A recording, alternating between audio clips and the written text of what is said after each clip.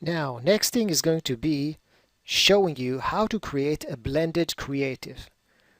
Now, this is the cool stuff here. I'm going to press the Compose button, and while I'm inside the Compose button, I can also give it a name. Let's call it My Blended Creative. Now, here I have a bunch of templates, but before I choose a template, I need to choose the ratio of the screen, which can be 16:9, 4:3, 16:10, or even maybe a portrait mode. That means 9:16, 3:4, 10:16. So let's stay with the first one with 16:9. This is the most common one.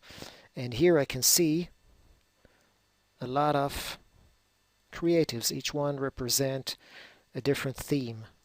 But if I choose something else like this one, there are other templates. Let's stick with the first one, and I'm going to choose the blank template with nothing in. You can also type here a description if I like, and let's press the Create button